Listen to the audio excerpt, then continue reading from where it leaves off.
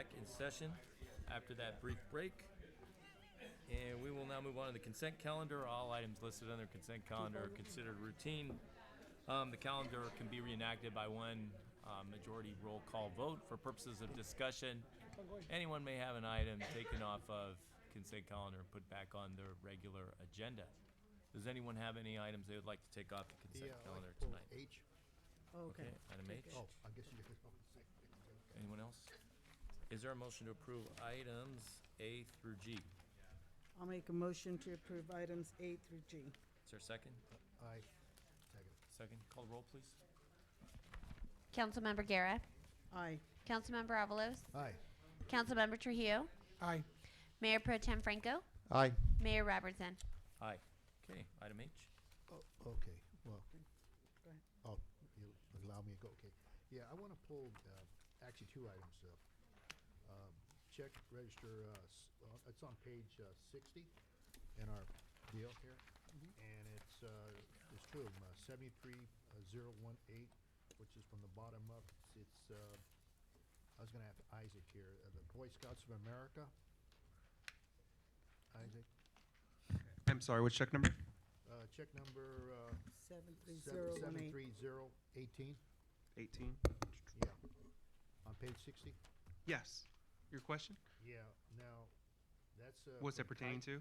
From Kaiser? The Recreation received a grant from Kaiser where they were able to issue out to children for their enrollment in sports activities, Boy Scouts, and things of that nature. So they set a certain limit or value, and some of these, you'll see a couple of those actually, Yeah, for different It leagues. was the Boy Scouts of America. Mhm. There's two, what?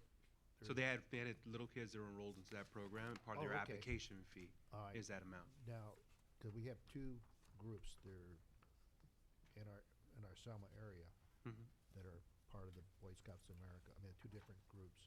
Oh. But they split it, or how's that work, or how's that, or is it? Well, I'm does not it go sure to- which one this Does it go to the pertains actual to. Boy Scouts of America and they distribute? How's that work? I think it just goes to the local branch, but I have to verify that okay. for you. Okay, all right. Okay, just informational. I wanted to, I seen it, you know. And another one is, on the same page, 73023. This is, Cats and Sparks, Mhm. July and August 2018 legal fees. Mhm. That's kind of, why so far away? I thought it's, that's, well,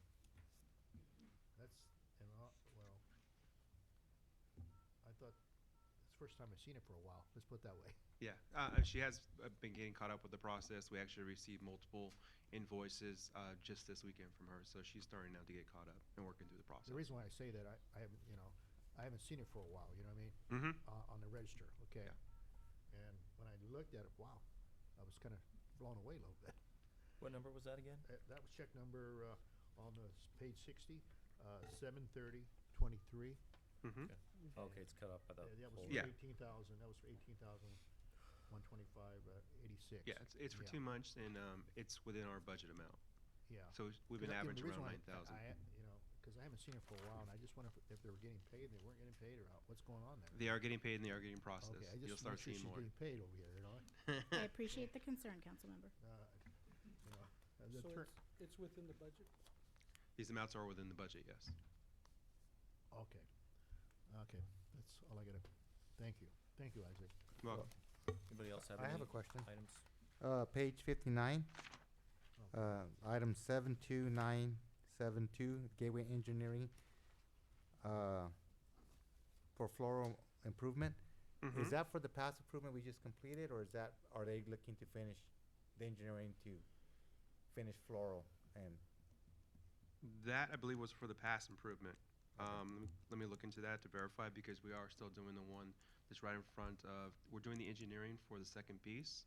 We're also currently doing the ATP project on Floral Avenue. Right. So I can verify that one and get back to you, just so I give you the appropriate information. And the amount of 22,000, that is not part of our contract, that's just a separate contract for that project, right? The Floral Avenue project would be a separate contract, that's correct. It's a, Thank you. so separate Second. cost. I have a question in regards to what you just said. Sure. In regards to some of the street mishaps or that just come up, sinkholes, Mhm. do we have any relief on the prior projects that have been completed, and then we go back and do some work, does he go back and charge us again for the re-evaluation of the engineering? Well, if Or there's, is there some kind of insurance or bond that covers for those projects? I know we have a couple that I keep on thinking through. Yeah. And my question for you is, what are the ramifications as a city do we have with our engineering, or we have with a project that has completed this project? Do we have a bond that we can go to, or are we eating up the expenditure ourselves? so when it comes to the streets, the engineering portion obviously is one component, but where it come down to, and when you find sinkholes and things of that nature, will be more of the compaction issues where we're finding from the actual project, the ones who awarded the bid. So there has been components in which are instances where we've actually gone back to the individual that's done it. A prior issue would be Aaron Street, where we've had multiple issues. So there is instances where we have those bonds that we're going out and getting that time frame done. Because there is a time frame where we have those bonds that are good for a year.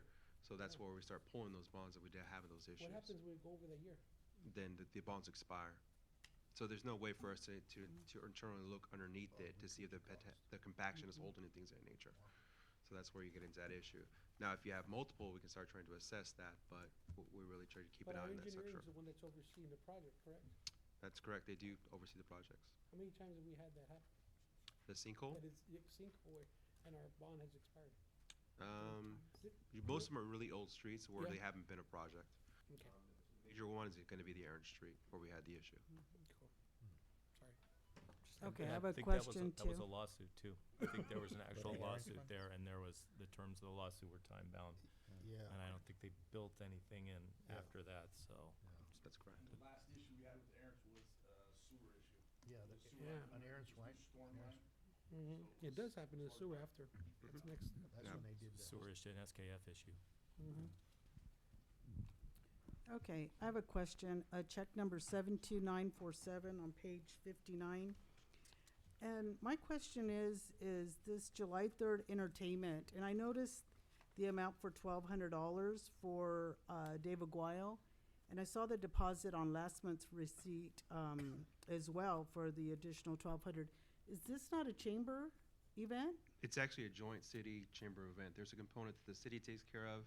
And that would be the entertainment as well as the food booths, and the chamber does the remaining components. Okay, so So does it's a the joint city event. get additional funding for, I mean, do we get We don't receive revenue any from the proceeds program. for it? No. It's always been a joint program.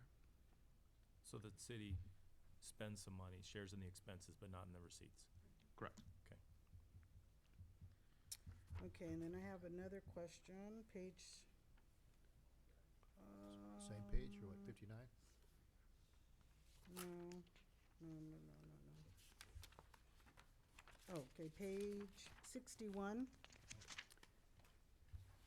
And that would be check number 73037, Fresno Police Department, crime analyst for fourth quarter. Can you just give me some clarification on that? Sure, that's an agreement we have with Fresno Police Department for a crime analyst that runs the data for the chief and his staff. We get a quarterly billing for that individual's time. And I'm sorry, what was? the They do reason- crime analyst is, I guess, the appropriate. Can you answer that, chief, better than I? Yes, they provide us a crime analyst service. We get basically 1 day a week for that money, and it's a yearly contract. And they do all of our statistics, they do our crime mapping, they do our analytics, they do our predictive work through the software that they share with the Fresno Police Department. So that's where we get our crime analyst information. So that's 25 a year, 25 Correct. grand a year. Since I got you here, Chief, now how about when the Magic Team probation team comes in? Is that part of that in there, included in there too, or when they come in and do the sweep, is the analysis? No, we don't pay for that. They just Well, come that's in on their totally own. different. Yeah, this is specifically city. for crime analyst Analyst. work. Statistics. Correct. Here, okay. 72964, consulting for the IGT Sanger Fire Department. That would be the famous intergovernmental transfer, right? That's correct. That's So- a contract for Alley Hall. Okay, and why are we consulting with a fire department on that rather than a, We actually do a Grant joint writer or agreement with actuarial multiple services. cities. It's like 5 different cities for that services that is being provided. So the city of Sanger actually holds the contract with that consultant, and then we have the joint agreement with the city of Sanger. okay, and so that's 1976.50, that's a year for that consultant, or is that just per IGT when it, because does it come out every year, or is it, That amount's actually billed as the individual works on her hours. so it's so- time-based? It's time-based, that's correct. And so that individual will come out and just say, we'll look at the balance sheet, look at the city's financials, and say that IGD payment should go here, should not be in the general fund being commingled with funds, it should be in this account, this restricted account. They'll direct traffic, in other words, they will direct where the funds should go, or what do they actually do? They don't actually come out and do a financial audit in a sense, so we have questions pertaining to their program. They can assess that situation and the numbers and things of that nature.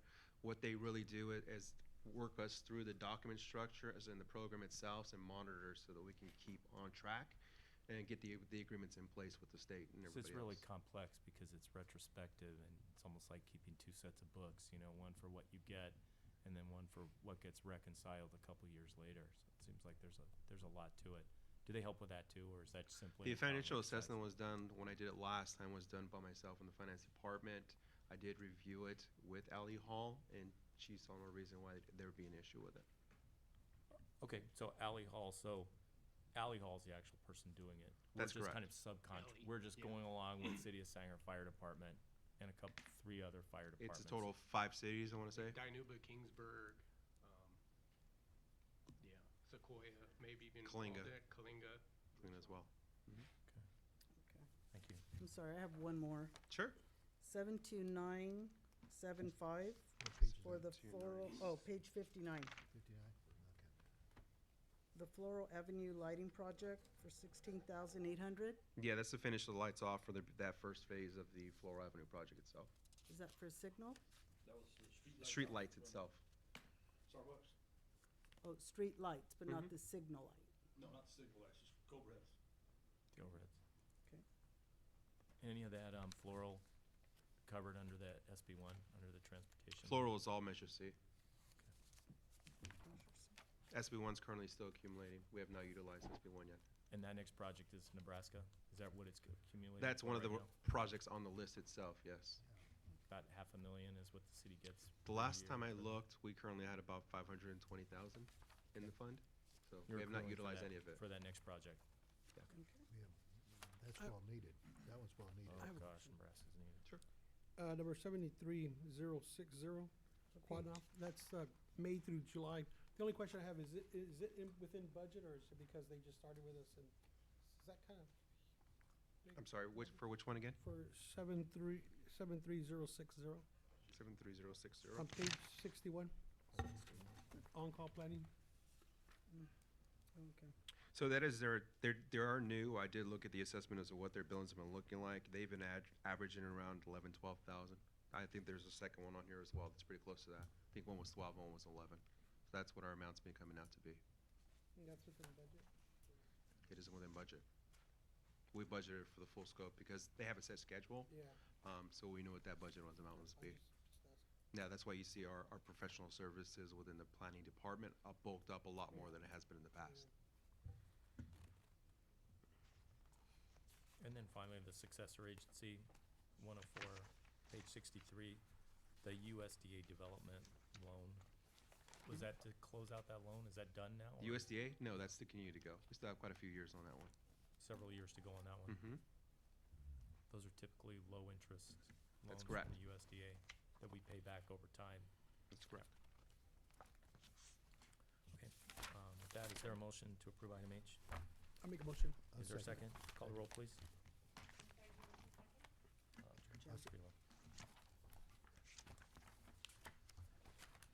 I'll se- Councilmember Trujillo. Councilmember Trujillo, Aye. Councilmember Avalos, Aye. Councilmember Guerra, Aye. Mayor Pro Tem Franco, Aye. Mayor Robertson. Aye. Okay, public hearing.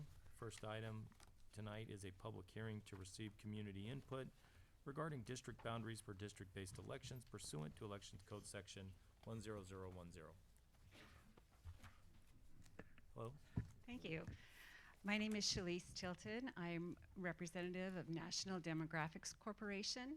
My job here today is to assist the city in transitioning from an at-large election system to a by-district election system. Go ahead. Oh, we're going to do some lighting.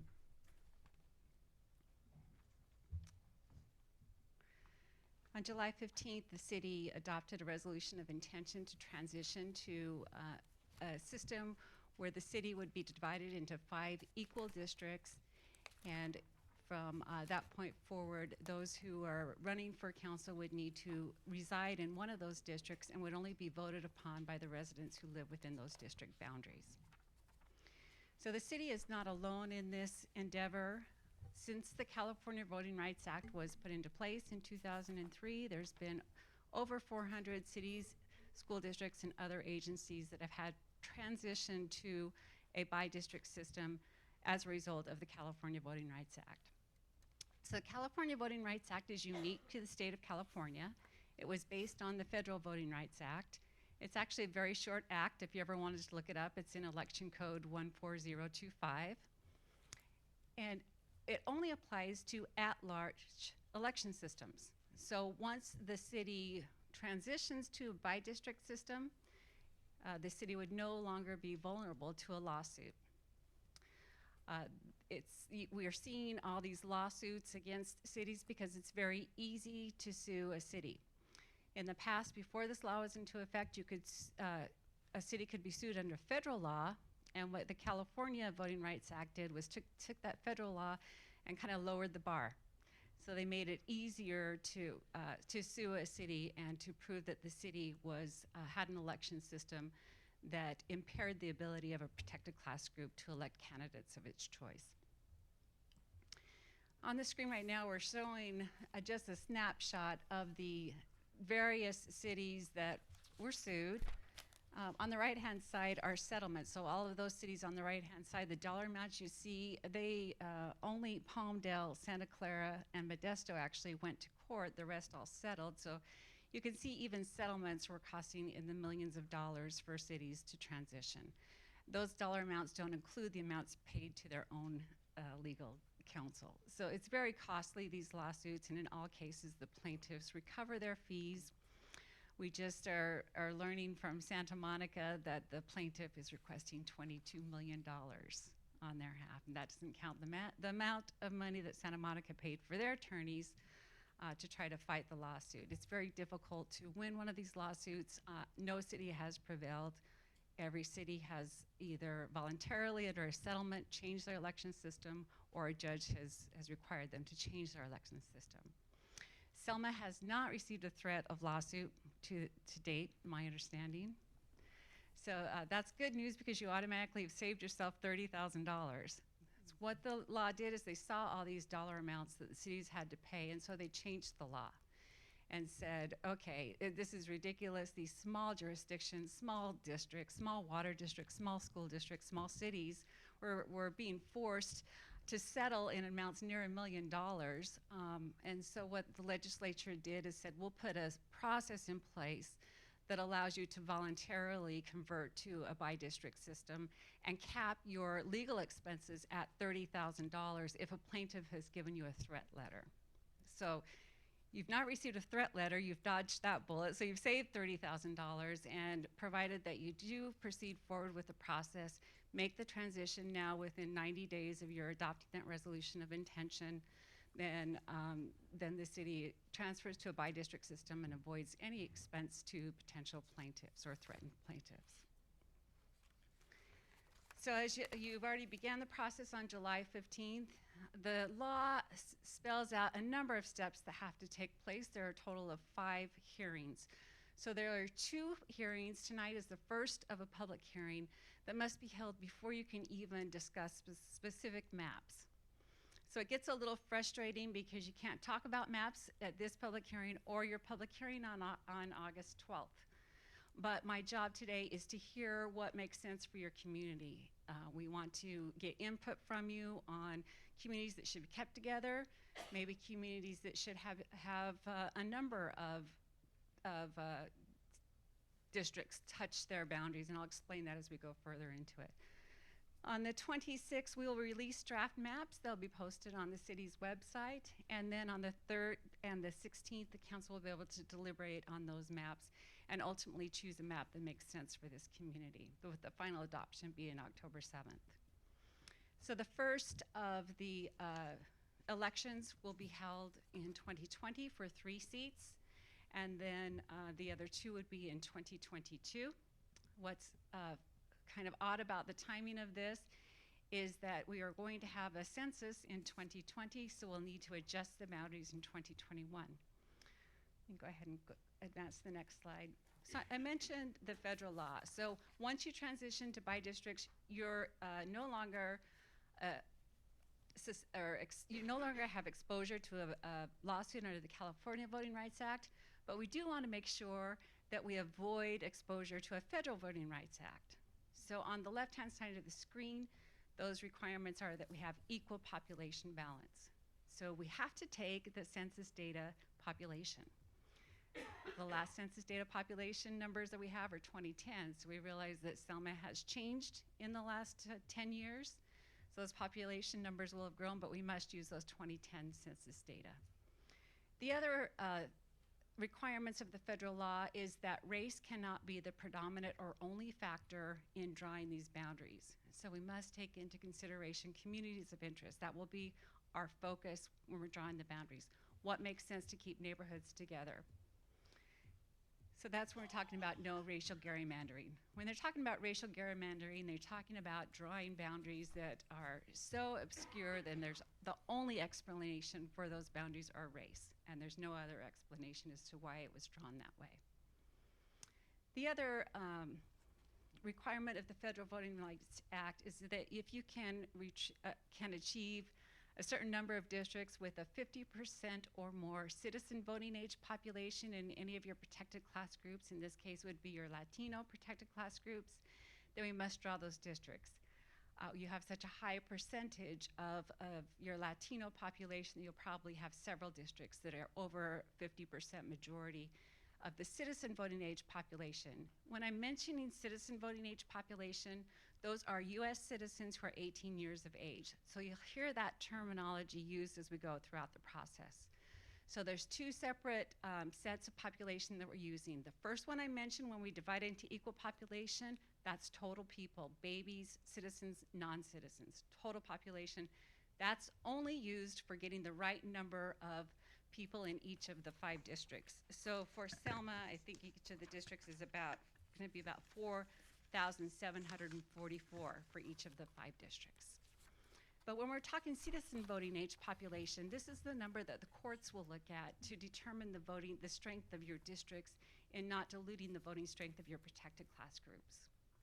When we're talking protected class groups, these are groups of citizens that have had a history of their ability to fully participate in the election process impaired. So for the Latino community, it's a language barrier. So they are a language minority. There is certainly a large part of our history. We did not have election materials available in Spanish. On the screen right now, we're showing the demographic summary of the entire city. Once we draw the maps, we'll have the same summary for each of the 5 districts per map. So every map will have a graphic of the map, and then each of the 5 districts will be broken down by these different categories. This is helpful because this helps to define your communities of interest. For example, you can see the housing status. Are they renters? Are most people in this particular district rent, or do most of them own? Do most of them live in multifamily dwellings or single-family dwellings? It will also show the language spoken at home, education level, immigration status, average age. Voter turnout is useful also in helping to define the community of interest, but it's not used when we're drawing the boundaries. Okay, and the next page. Typically, we produce these maps to identify your high concentration areas of your protected class groups. And you can see your Latino population, which it is over, I believe, it's over 70%, 72%, I believe. Your Hispanic population is dispersed pretty evenly throughout the city. I know the note says some east and west edges are not as densely concentrated, but they are not densely populated either in some of these areas. So it's really difficult to pinpoint one particular area that has a higher concentration. To help you understand that graph, it's the pink, the yellow, and the green, the lighter green. Those show you where there's more than 50% of your Hispanic, and this map is the citizen voting age population. So these are citizens who are eligible to vote. Okay? Not necessarily registered, but eligible. And we don't have really any high concentration areas of your Asian Americans or African Americans or Native Americans that we're seeing in Selma. So we're not producing a map for that. So next slide. So tonight's, I'll be taking note of hearing from you if you have certain particular streets that you want to use as boundaries, if you have any other natural or man-made dividing lines that you want to use. If you sometimes there'll be like a state highway that goes through the city that you want treated one way or another. If you want school attendance zones taken into consideration. If there are certain neighborhoods that are very different but located very close to one another, it would be good to know if you wanted those separated and drawn into different districts. Because what we'll be doing as your consultants is taking all this input from this public hearing and from the next public hearing, and we'll be preparing some maps for you to look at that will, then you'll be able to look at those maps and adjust boundaries if you'd like to adjust boundaries or adopt the maps as they are. So wanting to hear shared concerns, sometimes there's traffic issues, sometimes there's certain farming communities that maybe want to be kept together, all different types. I mean, we want to hear from you what makes sense to be together and what doesn't make sense to be together. Also, there may be some communities that may want to intentionally be put into two different districts. I'll give an example. I live in a retirement community. We have about 2,000 homes in the community. If my city were going to districts, I would propose that we have two different districts with the north end in one district and the south end in another district, because we have community meetings at our clubhouse all the time. I would like 2 council members who feel like they need to show up, and we'd have the ears of at least 2 council members when they're talking about issues that affect our community. So that could be the case here. There could be a community that may want to have two different areas. Let me show you some examples.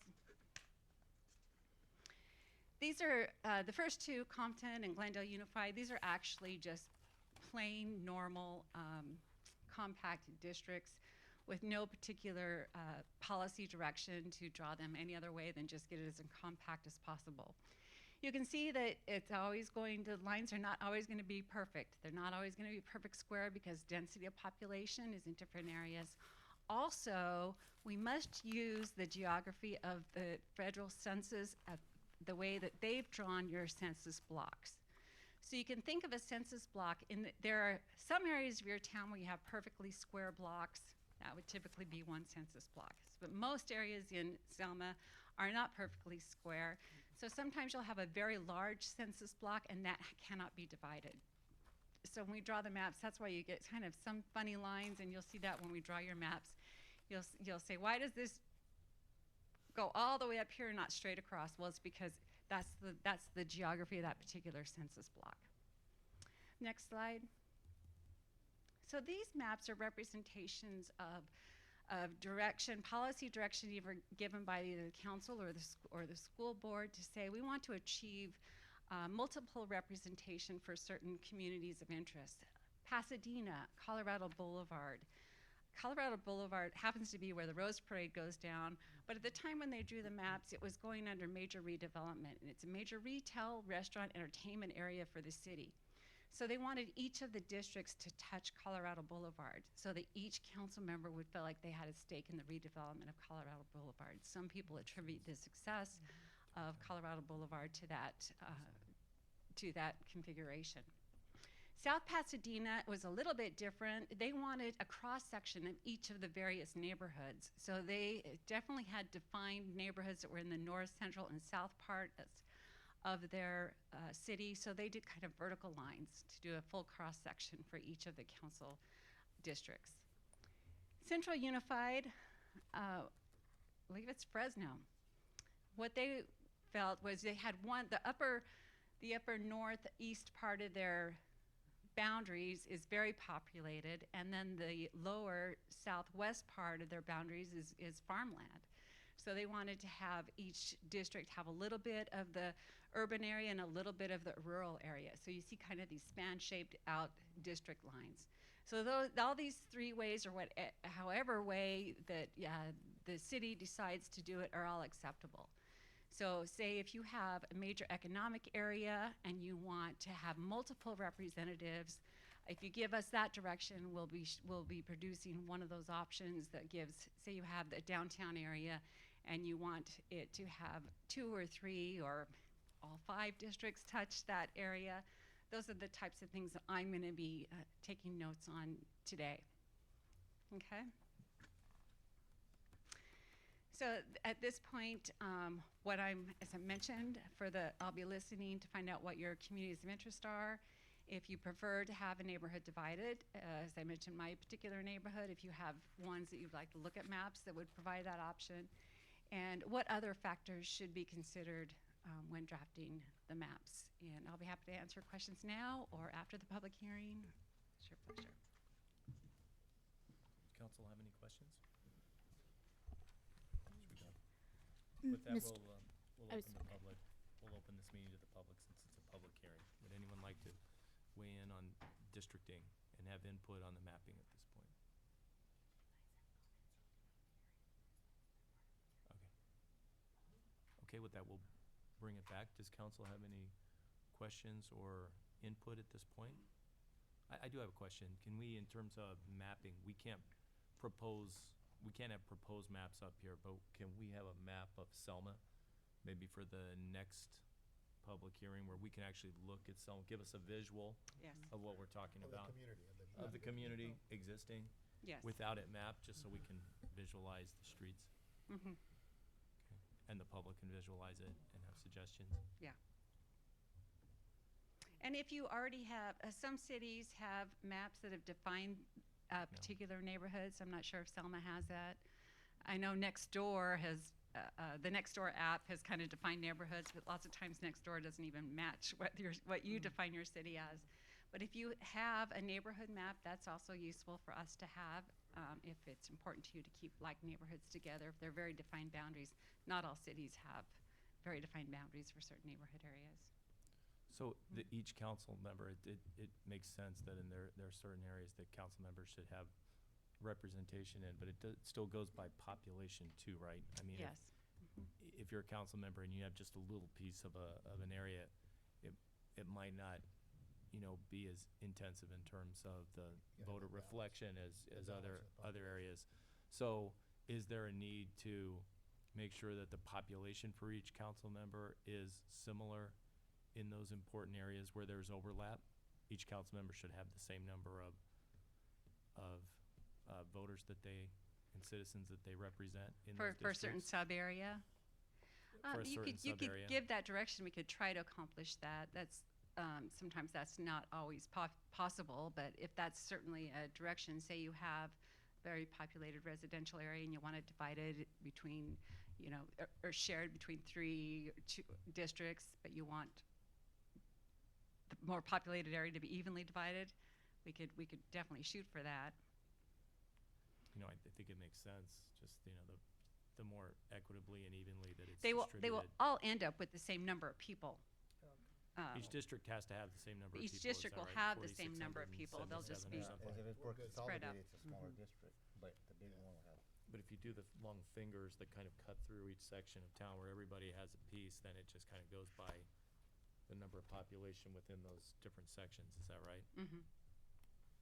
And your voting maps population. show the population down to the streets, Yes, but based on 2010, right. right? Right, and we have to use that data because that's what, if your map was challenged, the courts would look at that as being the valid population count by census block. And in 2021, it's all going to change Yes. again based on the census.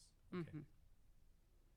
But the 2020 will be used, the one that we're doing now will be used in the 2020 election. It'll be used in the 2020, so it's only good for one election, and then we'll be adjusting it in 2021. So basically, it'll be like an overlap in the precinct, kind of. That, there won't be that many changes if there's, unless the change, the population exploded, but I don't foresee it that quickly. Yeah, If there it's will be, 20 I mean, there will, 2026 or something. yeah, it has to be equally balanced, so there will likely be some changes. I think there was one section, you have one new development that happened in 2010, because I look at the overlay, it looks Vineyard blank, but the Estates. satellite shows houses, so. Vineyard. Are you talking about the one in the southwest, the Vineyard Estates? I believe this particular one was more in the northeast. Little jot out in the northeast, could be wrong.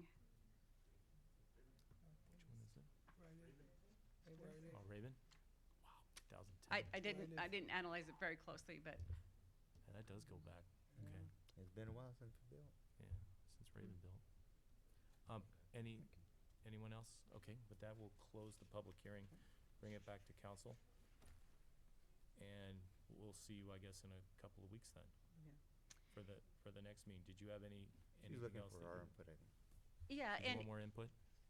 I'm kind of hesitant to give that, rather let the Tell her the to give us committee. a map and we'll Yeah, if it's we could have a understood, map it's visually difficult for the until you next start meeting. seeing maps, but I believe we can pull up a city map you can pull up a right city now. map, for sure. Okay. Mhm. Even a Google map will bring that outline of the city. Oh, there you go. Mhm.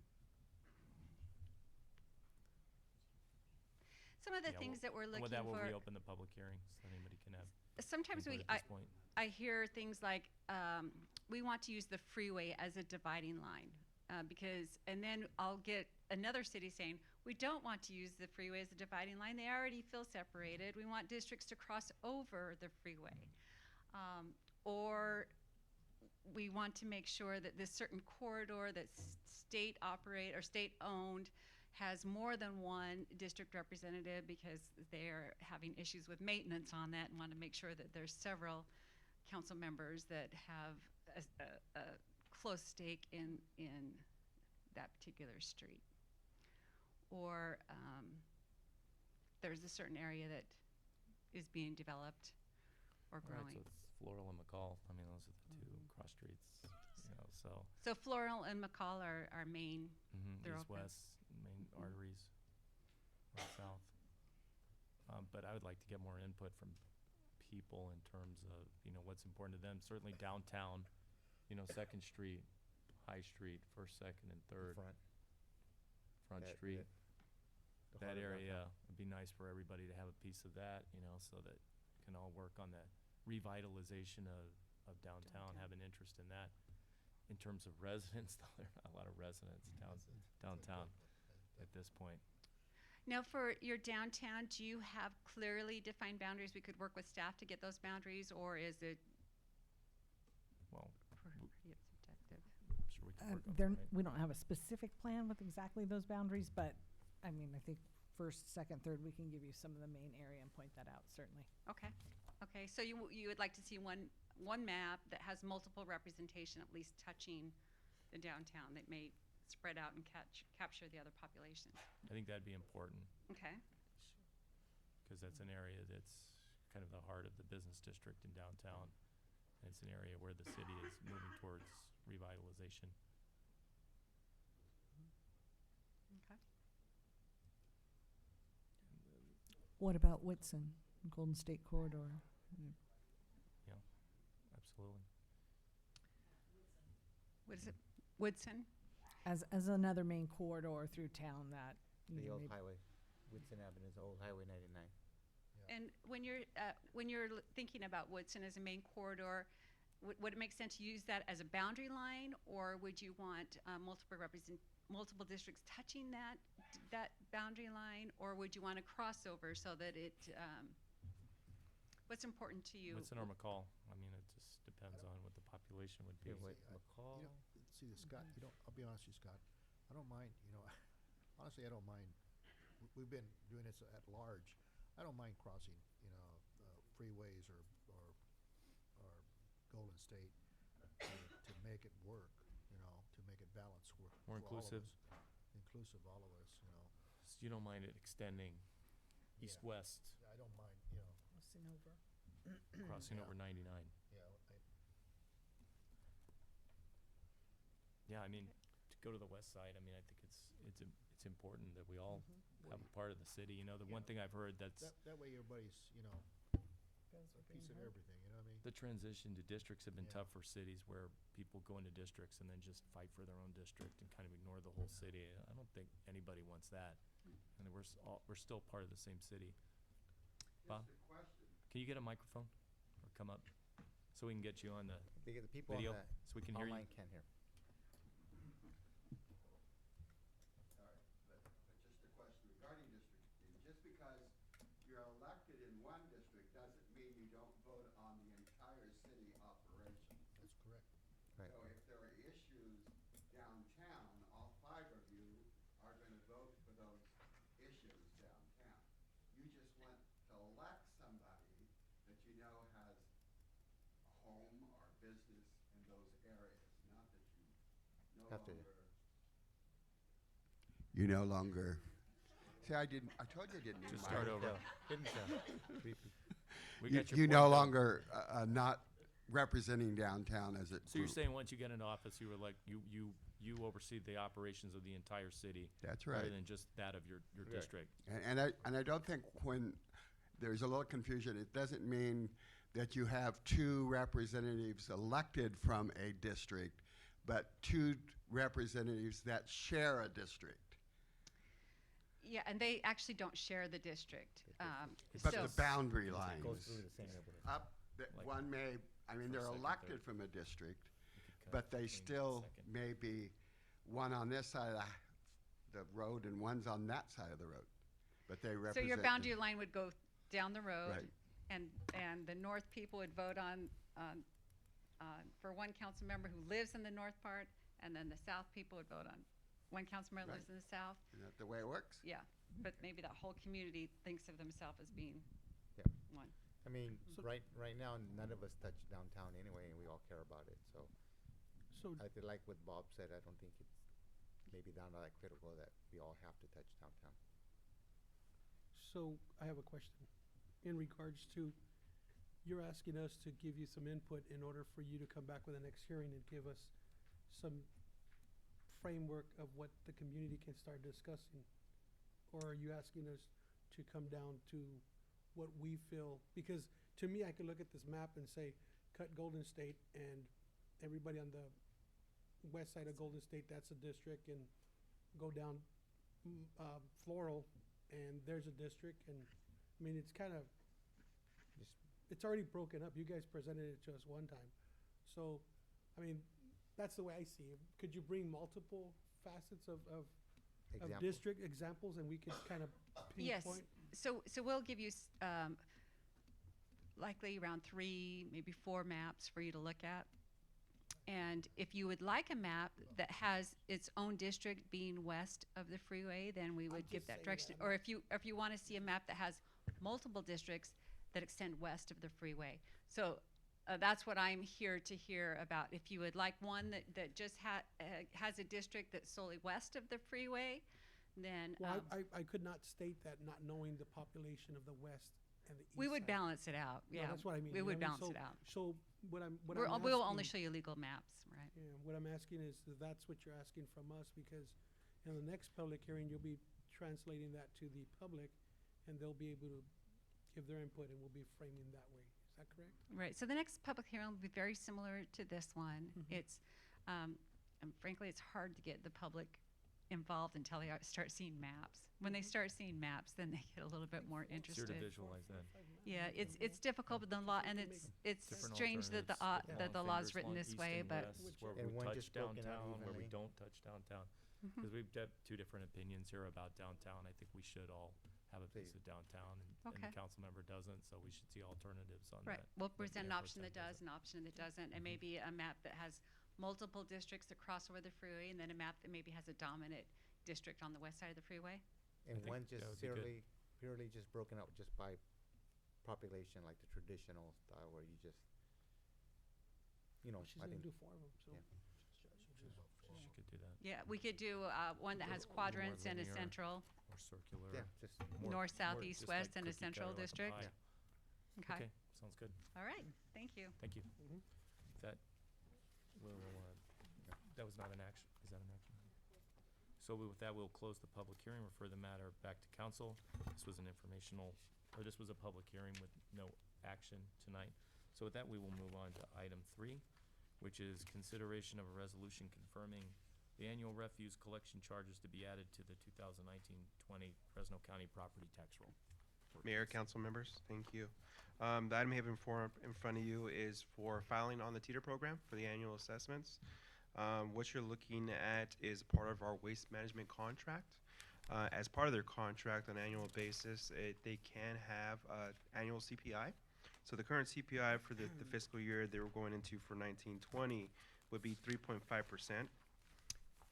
The amount of parcels that we'll be filing on is 5,085 for a total gross amount of a little over $2 million. Is there any questions pertaining to these rate structures or the filing itself? This is an annual filing, so you've seen it quite a few times now. Okay, this is a public hearing, so we will open this public hearing to the public. Does anyone have any input or any questions they would like to make at this point or ask?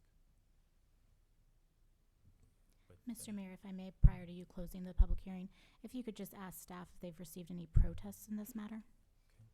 Have you received any protests for this matter? I have not. Thank you. With that, we'll close the public hearing and refer the item back to council. Does anybody have any questions or issues? No, just. I'll make a motion. Yeah. I'll make a motion to approve it. Second. So, did you? I have a question. Go ahead. Sure. Okay, before We you have a go. we have a Go first and a second, Well, so go you ahead. can. Answer Yeah, your I question. just, Go yeah, I ahead, just go wanna, ahead, question. okay, That's fine. which, this was brought to my attention by Waste Management, and I just wanted to know, the roll-off bins Mm-hmm. that we see throughout town, The commercial component? Mm-hmm. okay? New construction, renovation, or remodel, Mm-hmm.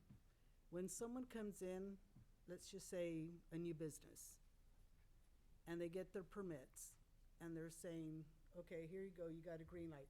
What does the city do in regards to telling this person or developer, here you go, here's your permits? Do we do anything?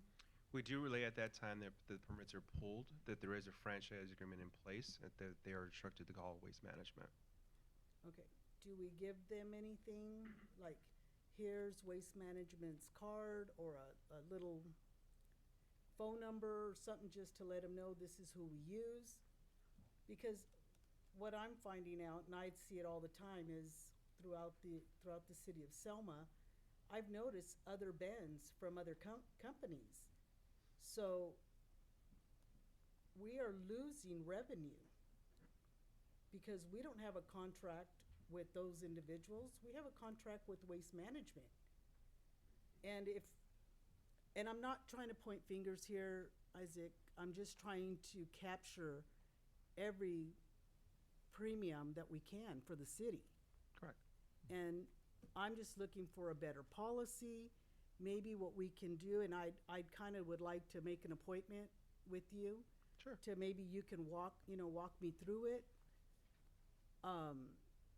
And just let me see how that goes, because I talked to another council member in another city and asked them, how do they do it? How does your business do it? And they come in and they said, this is exactly how we do it. We give our permits, we give them a form that says Waste Management, here's their number, you contact them for a roll-off bin. They don't use any other company. So basically what you're, I was gonna say, is that, is it in our, let me ask you a question. I don't know if it's in our contract. It is a violation of when you have other haulers come into the area. It is a violation of the franchise agreement. That's correct. Before we can issue the permits, says you have to use Waste Management. We do relay the information as far as the franchise agreement. There Yeah. is instances Yeah, where like people when do go to a different Yeah, so hauler. There has you been have to- certain cases where myself has contacted those haulers and says you need to remove those bins and things of that nature. There also is a matter where, like or catch environmental that's built in police station, where they can haul for themselves. So if they're licensed haulers that can do those things, they have that option to haul for themselves. Some of that may be part of that type as well. Maybe. So if a construction group comes in and does some C&D work, they actually can haul it out themselves Maybe if we they're can licensed to do so. look at our But the- contract with the city as far But as if the the permits. practice hasn't been performed, how I've can heard we, that, yeah, I've been you know, hearing about I this mean, for or years. has been outreach to Can the we Heard community? about this amend for a long time. our practice? Yes, it's, yeah. I mean, I'm just. Is this a resolution, or do we have this in our city code that that people who do new construction who are not licensed waste haulers, they have to use the hauler that the city Or has that been contracts put- with has for that been roll-up? Informed to them. Is that just an information item, or is that actually part of the code of city, so that the city could actually give citations in the event that they found people, people illegally doing roll-offs when they weren't licensed to? So to we do haul? have, we do inform them that they need to go with who we have our franchise agreement with. And I do believe it is in the conditions of approval for certain for projects. We have been talking to Waste Management about this. They have brought it to our attention. We are aware that there have been some issues with people, like Isaac said, bringing in another bin from another company. And then we'll go out and we'll have code enforcement take a look into it and address it. Or like Isaac said, he'll make a call. So Waste Management has also brought to us some other options that might help us with enforcement, and we're certainly open to looking at them. We haven't had a chance to sit down and go over them in greater detail, largely because I think we were in the budget process at the time, but we're open to that. But you're getting to that where you look at some of the I mean, certainly, because it items that they're being helps helpful with. our bottom line as well as theirs, so that we enforce that. Because you're right, because we have a contract with Waste Management. That's right. And, and since we have a contract with them, we should, Well, we get 10%, right? Yeah, That's a franchise, so we're losing out on 10% on those roll-off fees. If they come into Pay our somebody city else. and they request, the contract says, I'm gonna do this renovation or whatever in our community, say, well, there is a requirement that you have to use Waste Management as part of our contract with our city. Like you say, there needs to be teeth though, too. There Yeah. needs to be some enforcement, Yeah, rather than just a enforcement on it. call from Isaac, to So get say it, you get it just got together. a fine and plus, you, You could send Javier out there if they don't comply after the first one, and if he can issue a citation I figure I was- for I the was city figuring- code, I was might figuring sending Waste Management might out just there. make it a little easier to get compliance there. Mr. Mayor, if I, repo their bin. Mr. Mayor, if I may, with respect to that as well, as the city manager mentioned, generally it is a condition of approval for any development project, and so a development project could actually be stopped if someone is not complying with the franchise. So that's the leverage. You can go out and stop Correct. the project. However- If you're using another Put more roll-off. teeth into it. Correct. Yeah, yeah. However, there is also the provision that general contractors can self-haul. So sometimes you may see something at a development project that isn't a waste management bin, but there are self-haul requirements as well. That's probably something that Waste Management would know, though, as a resource if you call them, right? Okay. Yeah. So it's like it's just cooperation. Yeah, between it them. is a partnership. Okay, so my motion still stands. In a second. Okay. All right. Alright. Are you all set? Thank you. Everybody ready? Okay. Thank you, Call the Isaac. roll, please. You're welcome. Thank you. Councilmember Trujillo? Aye. Councilmember Avalos? Aye. Councilmember Guerra? Aye. Mayor Pro Tem Franco? Aye. Mayor Robertson? Aye. Okay, with that, we'll move on to item 4, consideration renewal of a professional services agreement, a second chance animal shelter for city animal care and control services. Report, please. Thank you, Mr. Mayor, members of council. This evening, we're here to look at renewal of the Second Chance Animal Shelter Agreement. They provide the city with animal care and control services. They have been providing those services to the city since December of 2013. Since that time, the levels of service have increased as well as cost to present-day levels. And most recently, the animal shelter increased its adoption hours, an additional 2 hours per week. And over the years, that transition, it used to be a city-provided service. It transitioned initially to Second Chance Animal Shelter. From there, it increased to increasing an animal control officer, bringing one on, and has since, grown from there. So the agreement that we have before you that we have been working on with the service provider provides the city with these services. They're all outlined in your staff report. There's regular operational hours. There's animal control service hours specifically, where the animal control officer is on call. They have hours of 8 a.m. to 5 p.m. 7 days a week, and then they are on call after hours by contacting Selma PD, and then Selma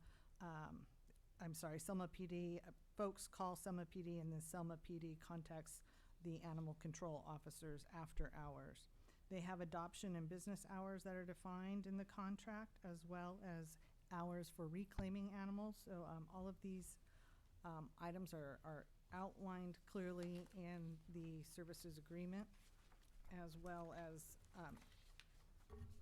maintaining voice messaging services for public inquiries during non-operational hours, vaccinations, quarantine monitoring in accordance with state local regulations, emergency medical care to sick, injured animals, disposing of deceased animals in the lawful manner, employing qualified officials and officers and volunteers, organizing volunteers, adoption practices and personnel practices according to federal, state, local regulations, a variety of other services, handling the complaints and concerns, submitting regular statistics and narrative activity reports, which we have been receiving on a monthly basis, as well as this evening, Alex is here to give us a kind of a refresher on our mid-year, I think, report. I'm just going to go through a couple more things, Alex, and then I'll turn it over to you so you can tell them about all of the work that you're doing at the shelter. Also, there are reports that need to be filed to the state and local laws followed.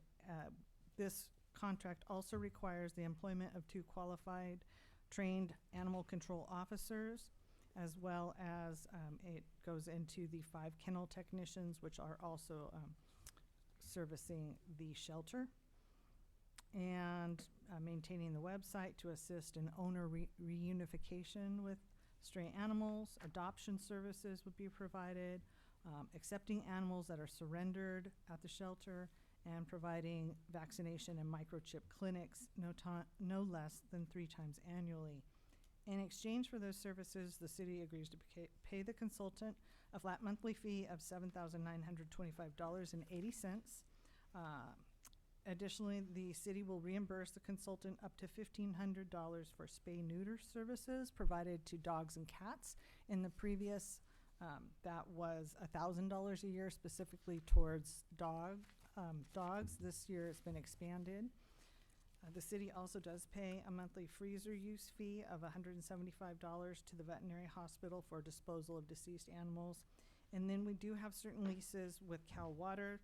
The city leases the animal shelter site from Cal Water in exchange for Cal Water's lease of space on our tower property. Overall, this is approximately a 10% increase in their base compensation. Additionally, the animal shelter will no longer have access to city fuel. They had in the past a city fuel card to use our city fuel. In this contract, we have done an in lieu fee of $3,000, which is an average amount that the animal shelter has used. So that will be set and then no longer be using the city fuel services. And as I mentioned, we also had a slight increase in the spay-neuter program that can be used for dogs or cats. So the animal shelter did provide us with 3 months of expenses and revenues from which we were able to do a little financial analysis, demonstrating the needs of the organization. And by this analysis, we estimate that the city's annual contribution does cover their labor costs plus some expenses. So just to give you an idea of what it does cost to run a shelter like this and provide these types of services. In addition to the increase, staffing levels and the costs, like I said, have increased over the years. In this upcoming 2-year cycle, minimum wage will increase an average of 8.7% over this 2-year contract, and that could also increase the cost of goods, and pointing out that the consumer price index for the West region, urban consumers in the West region increased 2.7% over the last 12 months. So that's more than the 10% we're discussing here. So the overall contract is not to exceed $96,609.60 a year. And like I said, that's approximately 10% increase compared to the previous year. The last contract renegotiation was about 10%. Prior one was 15. Before that, we had a couple of other, different things when it was transitioning over. Alex is here to share with you kind of the numbers of the animals that they're helping, they're serving for our community. I'll turn it over to him, and then if you have any questions, we'd be happy to answer any questions. Hello. So we'll start out with the video. Yeah. So And is this the same video we saw earlier this year? yes. So it's kind of like a recap, and then I got new numbers here for you guys as well. So this is gonna be for 2018.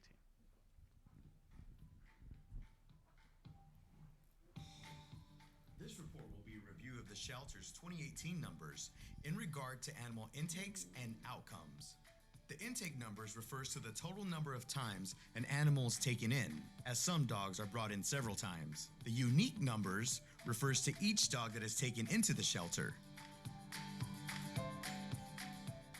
The shelter has a policy to not take in owner surrenders, but there are exceptions. In this case, these 8 pit bulls were left behind by a deceased homeowner. These dogs were mistreated, and we felt they could cause harm to the public. They were kept in a backyard with virtually no food, water, or love, and we felt it was best to take them in. Seized in custody means the dogs were brought to us by Second Chance Animal Shelter, Selma PD, or Selma Maintenance. Our intake for 2018 was 509, with 486 unique animals. Stray intakes and unique animals refers to drop-offs by the public. These dogs were found on the road or in a neighborhood. All 297 dogs in this category were within the city limits of Selma. This is in addition to the 509 dogs previously listed. In 2018, 814 dogs within Selma were brought into the shelter.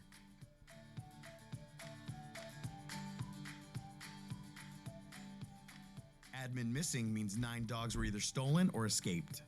37 dogs were adopted by the public in 2018. 90 dogs were euthanized. Only 3 of these were euthanized for space. The remainder were aggressive, sick, or too injured to live. The 28 who died were mostly kittens without a mother, and also includes puppies with parvo. The shelter makes every attempt to save sick puppies and kittens, as well as any animal who can be treated. In 2018, there were 242 instances where an animal was returned to their owner. 217 of these were first-time visitors, and 25 would end up in the shelter more than once and were reclaimed by their owners. 591 animals were transferred out. This means they were adopted by other no-kill rescue organizations. In total, 997 dogs were adopted by individuals, went to rescue, died, were euthanized, or returned back to their owner. Keep in mind, this number may exceed the intake number due to the overlap of dogs from the 2017 year.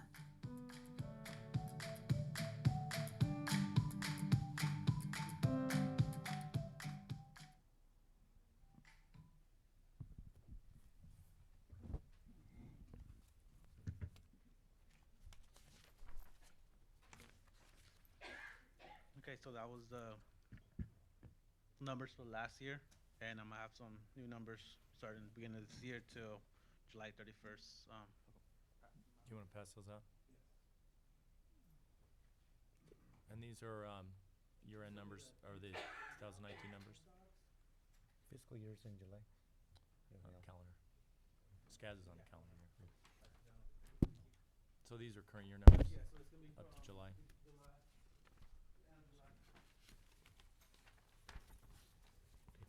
on. Oh. I have to. Okay.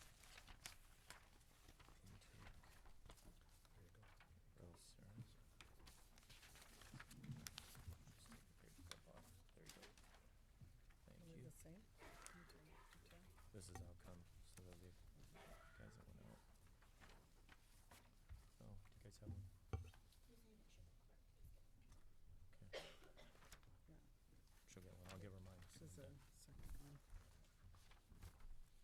waiting Okay. for his mic. Mhm. Okay. So on the intake, you guys can see we took in first C's, which means animal control picked it up, or Selma PD picked it up as well. Sometimes Public Works finds them. That number's gonna be 334 dogs. That's in within 7 months. And stray, people chopping it off to the shelter. That number is 185. I'm sorry, 186, and adds up to 549 within 7 months. Um, so on the outcome, we have some missing. They either broke our fence, got jumped out of the fence, or dug out. That's where our missings are. Adoptions, we had 12 so far. Died is either like we get sick kittens, sick puppies, either they died at the shelter or on the way to the vet, and we don't make it in time to get euthanized properly. Euthanized, so we have 35 euthanized dogs. Actually, I've broken down on my notes. 20 dogs were euthanized due to them being aggressive, either to my staff or to myself, and we don't want them to get out and get out to the public. 5 of them were medical, either they're need some surgery that's there's some that comes up to like $3,000 per one dog, and just, we don't have the funds to helping those guys out.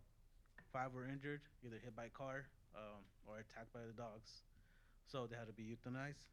2 were parvo, and 3 are failed to drive, which means they just come to the shelter and they kind of like break down and don't want to eat, don't want to drink, and just kind of lay there. Instead of having them suffering, we'll make that final call. And go back now. So far this year, we have 171 dogs that we got returned back to the owners, and which means 171 dogs have microchips. So in case they get back out, we could recontact the owners as well. Transferred out. We work with multiple rescues here in close. We have some in the coast area. We have few in Oregon and Washington, which we have to pay for the transport and for the dogs to get fixed, paperwork they need. Of course, that was just money as well, and that's transferred out. 324 dogs that left the valley, and 1 snake that we caught, and that was inside our property. They got called us out, so we went and we just released it to the fields and let it live its life. And that's pretty much my notes on our income and outcome of type of dogs. Thank you, Alex. You guys Do you have any the questions? other animal control officer here? Yes, she is here. She's not Come even up know. and speak up.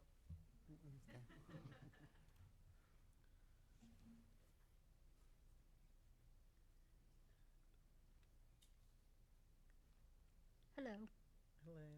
And your name is? my name is Carmen Naranjo. I am ACO number 2. And when I go to the shelter, I see you volunteering a lot. I mean, it's a beautiful thing about the shelter. And People that is come true. in and they I do they like to volunteer on my volunteer. off time. How long have you been with Second Chance? I'll be a year on October 7th. October 7th. How long have you been with Second Chance, Alex? I've been here since 2014, so 5 years. And your brother started too, didn't So he? my brother did start it when he was 17. He was here for 3 years and just moved on. This is brother. He still comes Yeah. in and volunteers. He didn't his have any time. experience, community experience. Came volunteers times with the clinics, help cleans at times, and He still comes back. He still had the shots comes for by and volunteers. one of the clinics this year. Yes. Does anybody, does council have any Yeah, questions for the you know, I ACOs? don't have any question. I just have a comment. I remember before we had Second Chance in this community, and believe it or not, I try to take walks on the weekends, and you would have, I'm not kidding, like 9 dogs following you by the time you got home. And so I do see the difference that it's making. And to the community, animal control services is an obligation of the city to provide. And I think our partnership with Second Chance may look expensive, but I think if you factor the cost of with us doing it ourselves, you'll see that it's probably right along the same cost, if probably not less. And I do want to commend all the work they do, the community engagement that it provides. So I think you guys are doing a fantastic job, and I wish you guys keep up the good work. Anything else? You know, I'm going to add to it a little bit, Louis. I have the history of the dogs from when I came on the council.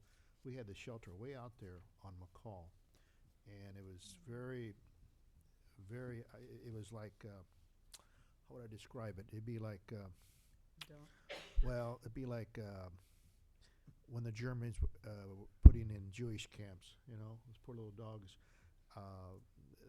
The terrible fencing. They're escaping. You know, it was bad. It was a bad environment for the animals. You know, me as a kid, I grew up having animals. You know, and I have a hard time keeping animals in a cage a little bit. I'm the kind of guy that I'd free them all, but I know they can't go on the streets. But I understand that we come a long ways from where we're at a long time ago when I was on the council, where we're at today with Second Chance, and I look at the numbers, you know, impressive numbers, you know, animals returning owner, transferring dogs, total outcome, you know, it's amazing numbers. Even those dogs that you had to pick up, those 5 dogs were considered big vicious. Out of those 5, let me ask you a question. Out of those 5 dogs that were vicious, we'd be able to save one of those dogs. Out of those 5 that person had deceased, and you had to go there and actually they it were was, mistreated. Unfortunately, the owner was no food, all pinned up in the backyard. Yeah, so those dogs actually, I'm sorry, actually there were 7 dogs that were left behind. Yeah. They didn't have any. Did you have any attention? You couldn't save them? It was just we couldn't. The owner that Okay. was taking care of them, he didn't. He just fed them, throw them pizza boxes over the fence. He couldn't even pet them. He couldn't touch them. Okay. Yeah, we tried our best, but I mean, a few years not being. No, okay. They were tamed trained down. well. I mean, Okay. we tried our best, but we can't save them all, even though we try. No, but I do see, I do see less animals on the streets. The cats are another issue, but I see we're addressing that issue. Well, I see Second Chance is addressing that issue with that particular item, and I see the numbers shrinking on the streets. You know, as far as animals running wild. Yes. I see that. I see, the time frame when I see it now, it's shrinking, and people are taking more responsibility of their animals. And I understand people pass away, whatever, and something happens, or the dog gets out. But I see the return rate is pretty good. People find their animals Yes. and get it back. Yes, they actually know where to go now instead of going way off on my call. It's somewhere closer. And I do see you out there. You know, since I'm retired, I get to see driving around an unmarked vehicle. Okay. And I do see you guys, picking up animals, and I see you doing your job. You don't see me, but I see you. You know what I mean? Which is good. It's a good thing. You know what I mean? And I commend you guys. I thank you for Thank what you guys doing and your staff and the volunteers. I see the kids out there and they volunteer. Yeah, we actually Second have a Chance, lot of and I see volunteers. those kids and people. And I commend Cal Water give us a low rate on the rental on that property. You know, for the Everybody's city. working together. It's a community effort. Yeah, right. and It's nice. reaching out to us, as helping our community with facilities for these animals. And I thank these people that step up and help the animals. Thank you. Yeah, thank you. Yes. So what, I have a question. Oh, go ahead, John. I just want to say that, you guys have come a long way, and I still remember the day Scott and Rose came to me and asked to donate some concrete to build this building. My company is National Ready Mix. We provided the concrete, and I remember that. I remember that. And I want you to know that you guys have done a great job. I'm a pet lover. I have 2 dogs. But I didn't know the magnitude of the change that you guys would be doing in this community. And I want you guys to know, and Scott, I commend you for that, for coming to me and asking me, because it changed our community. It gave more pets, and people are believing in their animals. So you guys are doing a great job. Thank And I'm happy that our company was able to show that we could do something in our community. I'll be able to transfer to our company and tell them what a great job you guys are doing, and if we need something else, we'll do it again. So this is a partnership, so. And we okay. do. We need There a we go. transport, so I'll be calling you tomorrow.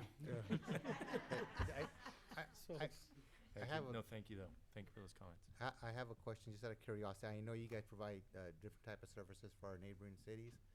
Did you guys inherit the cat ladies cats from Kingsburg, or was that went somewhere else? The Oh, no, they went somewhere else. They went somewhere else? Yeah, they went somewhere else.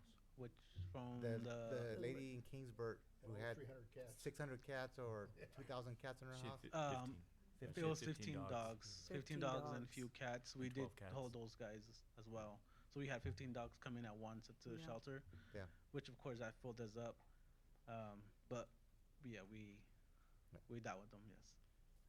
It's an animal cruelty case. Yeah, it's big, being made news. investigated by the district attorney's office. And just to add to what we were talking about tonight, you know, it's more than a thing, more than a shelter. You know, it's a community event. It's great to have people from the community volunteering there and giving their time. You know, we have employees that have that were in special ed classes, are autistic, and maybe don't get along, you know, as well with people as they do with the animals, and they're great. They're great people. They're great employees, and it's just it's nice to go there, you know, and people have a place where they can go and feel safe and be around, you know, other people that like the animals, and also the kids get, you know, it's a resume builder, and I love going there, you know, just because it's a good feeling. It's nice to help. And you know why we do, you know, what we do. Just on Friday, ACO Naranjo Carmen back there, she got a call, go out to a place where, you know, the person said they were treating a cat inhumanely, and she went out there, and the lady, the neighbor, is holding the cat, and she wasn't the owner, and Carmen asks, you know, why are you holding the cat? Kids are going up to her. And she says, because these kids were kicking the cat. They're kicking him like a football. I couldn't take it anymore. And so Carmen takes the cat, and the kids go up kind of saying, why are you doing this? And then the parent comes out, right, and says, what's the problem? It's just an effing thing. So that attitude is what we have to combat. You know, we have to educate, and the way you do that is by treating the animals humanely, caring about them, providing a great place for human experience as well as for the animals, to get them to rescue whenever we can. I think at this point it's 92.5% live release rate. Yes, we're in the no 90. youth for space this year so far, right? So yeah, we haven't euthanized any dogs for time or space, and we're about like 91, 92%. What's the cutoff to become a no-kill rescue? It's gonna be 95%. So we're 3% definitely off. keep everybody posted on that. We can get to that. I think that'd be a great thing. I'd like to make a motion to approve. Great. I'll Is there a second it. Okay, great. Call the roll, please. Thanks for coming out. Mayor Pro Tem Franco. Aye. Councilmember Guerra. Aye. Councilmember Avalos. Aye. Councilmember Trujillo. Aye. Mayor Robertson. Aye. Okay, that will move on to item 5, consideration of a resolution establishing a policy for the sale of alcoholic beverages at large nonprofit events held at Pioneer Village. Mayor, council member, the item we have in front of you is a request for a policy change for the Pioneer Village Advisory Committee. In September 2017, there was an approval for a policy that moved forward, and the action items were for the events of time, moving it from 11 p.m. to 10 p.m. to 11 p.m. Also, the consumption of alcohol will only be sold and available to up to 5 hours for the events. And also, alcohol must be consumed on sales in 1 hour prior to the ending of time of the event itself. So there is actually one item number 2, for the availability of consumption of sold alcohol for 5 hours. What we're looking within this policy is a change that amount that need to be approved by the city manager and requested in a certain amount of time. So it would allow for local nonprofit organizations sponsoring an event with the estimated attendance of 400 or more guests, so larger events, to request an extension of alcohol for sales of their events. Again, this would need to be approved by the city manager. Under this proposed policy change, the event needs to be sponsored by a local nonprofit. Profit or sales would benefit the nonprofit, and the estimated attendance again would need to be over $400 or 400 guests or more. The city staff would also look to make sure that this is a viable licensed nonprofit organization. The Pioneer Village Commission met on this topic on July 2015 of this fiscal year, and was adopted a resolution recommending the city council adopt it and propose it. It was unanimously passed. Is there any, the two items for 1 and 3 that were passed back in 2017, those items will remain in effect. Again, we're just looking at a policy change to item number 2. Is there any questions regarding this policy? Any questions? Anybody in the public have any questions tonight? Okay, with that, we'll bring it back. I'll make a motion to approve it. I'll second it. Call the roll, please. Okay. Thank you. Councilmember Trujillo. Aye. Mayor Pro Tem Franco. Aye. Councilmember Avalos. Aye. Councilmember Guerra. Aye. Mayor Robertson. Aye. That will move on to item 6, consideration of a resolution approving the preliminary engineer's report, declaring intention to levy and collect the annual assessment for services rendered in the landscaping and lighting maintenance district number 1, providing notice of public hearing on the proposed assessments. Thank you, Mayor, council members. Again, this is another item that would be filing to the tax roll. What we're looking at is our LMDs for the city. There are currently 10 zones. The actual last zone that was brought into this district was Vineyard Estates. The amounts that were filed from the prior year will be rolling over into the next fiscal year. The only one that's actually will be changing is Vineyard Estates, but that's because there is additional parcels that have now come into that zone. So as it builds out, that amount will be spread across all the parcels that are affected. There are currently about 1,891 parcels within each of the or total throughout the city, what we call the districts. The total amount that we filed to tax roll is $242,588.96. Is there any questions regarding the report or the districts or the amounts? Does council have any questions at this time? Does any member of the public have any questions?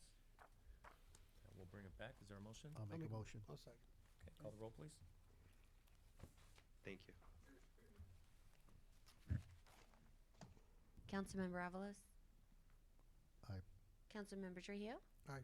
Councilmember Guerra. Aye. Mayor Pro Tem Franco. Aye. Mayor Robertson. Aye. That will move on to departmental reports. City manager. Thank you, Mr. Mayor, members of council. Did want to share with you that we are working with Chriscom on a couple of items. One is, it has recently come to our attention that because the city has not received a finding of completion from the Department of Finance for our successor agency wind down, the city is not able to create an enhanced infrastructure financing district. And any city that doesn't have this finding of completion cannot do an enhanced infrastructure financing district, which is an important economic development tool. So we've discussed this and shared some information with them, and as well as the senator's office, about seeing if there might be some opportunity to look at legislation that might change that and allow the city to be able to use that as a tool. The deadline to actually get a finding of completion was in 2015. So even though we may be very close to winding everything down, we still wouldn't be eligible to do one of these districts. And we'd like to see if we can make some changes, so that could be a tool we could use. The other is we do have a list of infrastructure projects that we are all pretty familiar with that the city needs, and that is another item that we continue to try and promote and see how we might get appropriations to help with infrastructure financing. And then recently there's also been a mention of opportunities for technology or new technology, and maybe how the communication center might be an opportunity for the police station through new technology monies. But that's pretty preliminary, and we're just looking into that. Also, Townsend submitted today our Parks grant. So that was a total grant submittal of $9.6 million. So well, Brad, we got that in today on the deadline, and keep you posted. Thank you. Okay. Thank you. City attorney? Yes, Mr. Mayor, members of the council, under the Brown Act, I need to report out regarding a settlement agreement. As the council is aware, a dispute arose between the city and the Nelson family regarding the city's acquisition of a potential future alleyway at 2604 Dockery. To settle this dispute, 10 days after the city executes the settlement agreement, we will need to pay Gene Nelson, Dwight Nelson, and Ronald Nelson $41,000 as full and final settlement. Under the settlement agreement, the parties have waived any future claims against each other for anything related to the transfer of the property. And that is the general details of the settlement agreement as provided under the Brown Act. Thank you. With that, we'll move on to Department of Finance. Thank you. Just one thing to report. The Finance Department is now in the process of starting to assess the financials for the fiscal year that it just ended. We'll start working on our accruals and going through our testing process. So we'll be looking to have the auditors come out probably towards the end of September, which is on schedule for what our department should be doing. So I'll keep you informed on how that process starts to move forward. Thank you. Public Works. Mr. Mayor, members of council, a couple quick things from Public Works. As you guys saw tonight, the notice of completion came in for Ringo Park, so we're gonna have a little dedication ceremony. I'll probably be asking Raina to help me get a hold of you guys and set something up in the near future. The wood chips on the highway, both ends of town. I'm finally gonna start trying to address it Monday. I've been working with Waste Management to get roll-offs brought in with their schedule, our schedule, staffing, etc. But the plan is Monday we're gonna try to jump on that project. How long do you think that'll take? Depending how smooth it's hard to say. You know, I don't know how fast they're gonna get roll-offs to us, how fast we're gonna be able to fill them. My intentions are to get it done in probably 3 days. That's my goal. How are you gonna get them in there? Shovel or? No, we're gonna machine? use a big piece of equipment. Okay. And one other thing is, I don't know if you guys have noticed or not, but downtown we've been retrofitting the street lights, the Hollywood poles, to LEDs, and we've done a total of 41 so far. I think we got roughly 200, so we got a ways to go, but we're gonna keep plugging away at it and systematically get them all changed, and it should show on our power bills big time. They use 2/3 less energy than what we have out there now. So There's some lights that have the clear on than the ones with the white. the LEDs are a real white light. For example, High Street's all done now. All the Hollywood poles on High Street, the black poles, they're all been retrofitted to LED. So has 2nd Street between East Front and Mill. So that's all I have. Appreciate it. Fire. Just a couple of updates on our units. Our new engine, we were waiting for one last component to mount the radios, and I got a call this afternoon that that piece is in, so it'll be up first thing in the morning to Fresno. If we get the turnaround like we're expecting, we hope to log it on Friday morning at shift change and log it on, put it into service. And then the brush truck that you approved at the last meeting, just got a message about an hour and a half ago that it left Nebraska today. Great. So 24-hour transport time. So depending on how motivated their driver is, you know, hopefully Wednesday or so. So we'll have it here. At this point, knock on wood, there just haven't been any fires for the folks to go to? Right. At this point? Yep. Okay. Don't want to talk about that too much. Police Chief Gardner?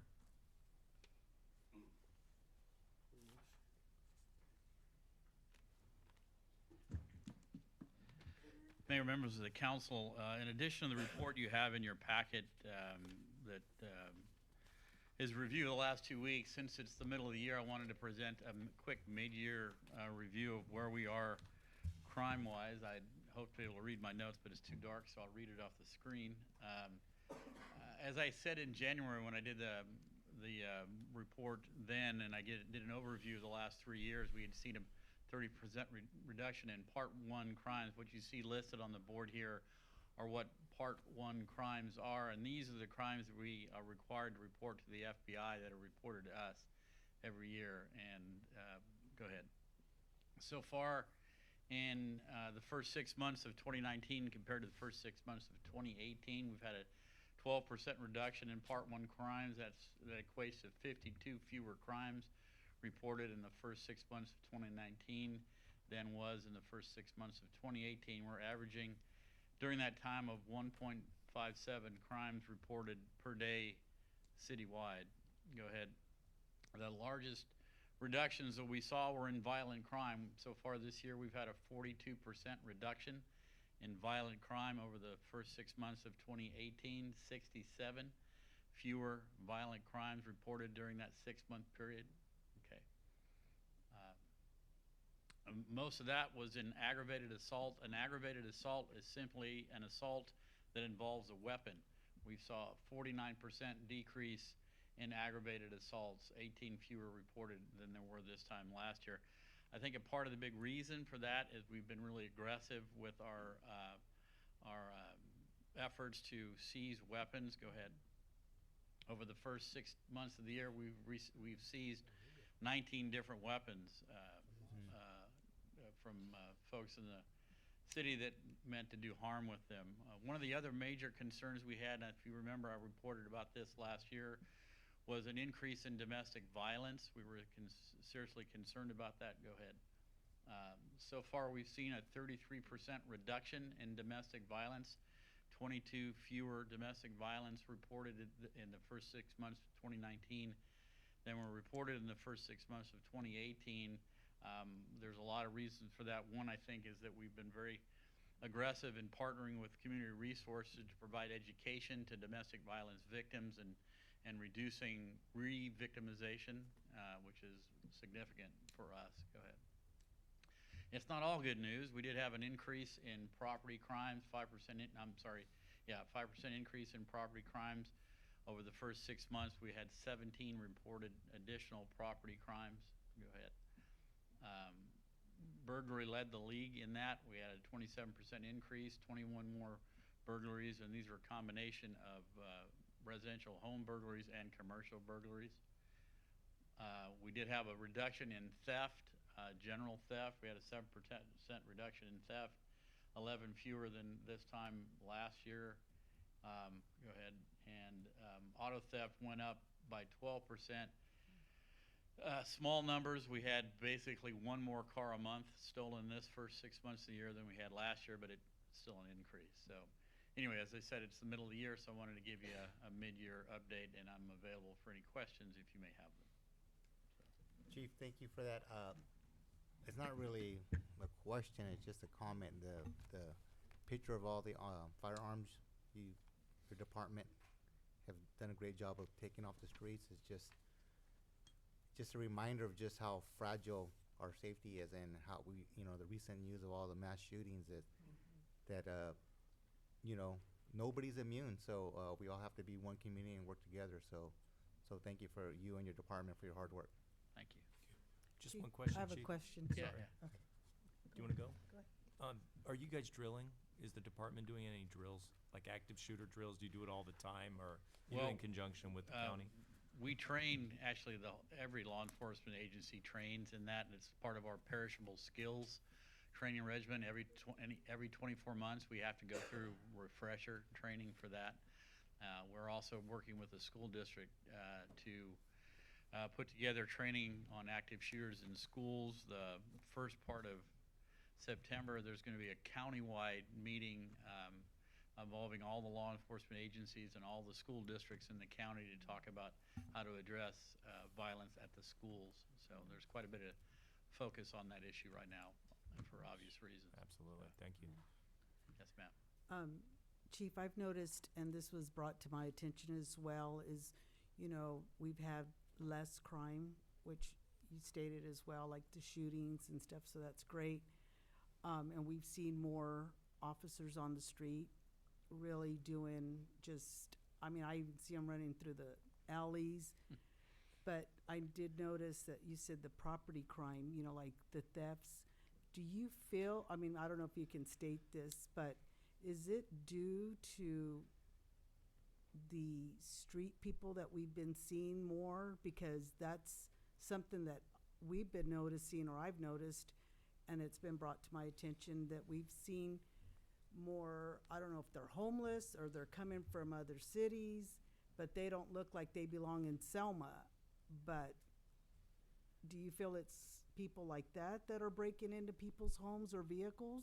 I don't know if that's a contributing factor or not. What I've seen and what I suspect is still happening, and one of the things that our new tactical response team is going to focus on is street level narcotic sales and use. I think what we're seeing, and what is the cause of most theft that we see, are folks that are suffering from a drug problem, and Sure. they're trying to steal to raise money to Right. support their habits. Right. So we haven't for many years been able to focus. We get reports on a regular basis of people that suspect illegal drug sales at a specific location, Right. and up until this point, we really haven't had the personnel to address that. Now, the new tactical response team that we formed is going to focus specifically on that, On that. and I'm hoping that that's going to have a significant impact on our property crimes. Okay. So Thank you.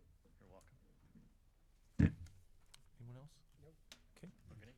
With that, we'll move on to council reports. Councilman Trujillo? Attended the open house for TJ Cox, meeting with the Selma Broken neighborhoods. I think that, I went there, I've gone there a couple of times, but I'm actually joining, and I think that actually I was amazed of how many churches and people are there. And I think we need more of that. I think that's gonna help combat some of the problems we have in our community. I'm happy that you're getting a bigger amount of people there. There's, the United Health Centers was there, Adventist Health, a lot of groups are there, and I'm gonna try my best to attend the meetings there. Attended the Selma Business Alliance meeting and a couple of more, but I forgot, so, but been busy.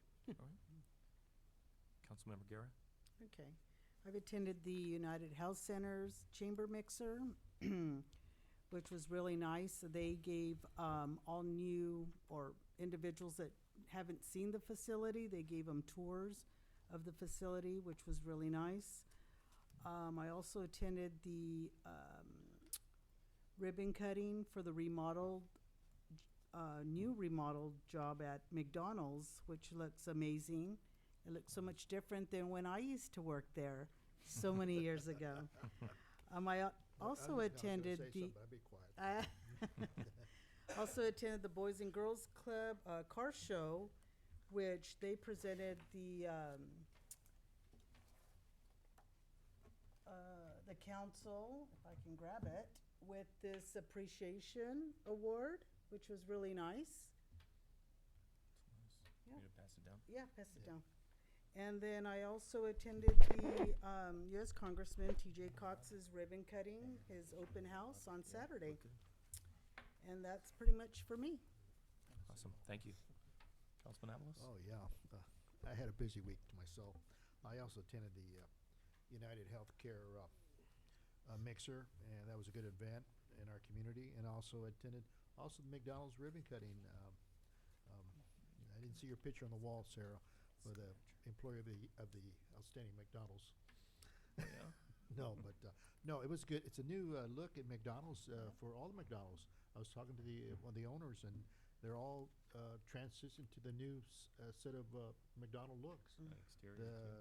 The key system future of our society, and that's very technological skilled. And also, I attended the Boys and Girls car show, and with Sarah, that presentation that Sarah gave to the Boys and Girls Club was good, and it was a good event. Kopi was there. I got to talk to Kopi for about 20 minutes, his history a little bit of the Greek, but and also his festival is coming up too. He bragged about that too, so that's good. But also, at the same time at the Boys and Girls Club, I attended a ministerial group there at the deal outreach for the people that are needed assistance in housing and homeless and issues there, and I end up being a speaker there, believe it or not, on the programs that we have in our city that are provided in our service in our counties for these people, and it's good that we're slowly reaching these people out that are homeless. There were some people that came in later. They're from homeless from the area, believe it or not. And I talked to them, says, hey, there's programs there to help them. But also, I attended the T.D. Cox event too. That was an open house too. That's very good. And he's the first congressman in the city of Selma to open an office here in Selma. Well, he made history. And he's real close by.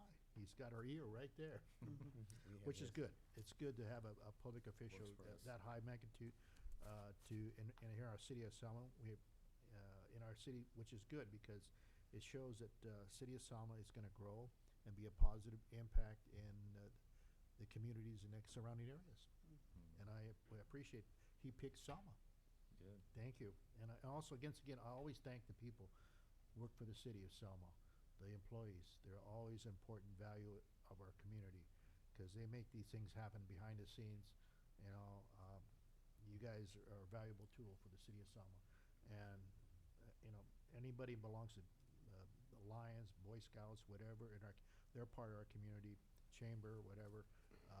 People, the broken back neighborhoods, they're actually important part of our community too, because they make valuable impacts in our society, and I thank them very much.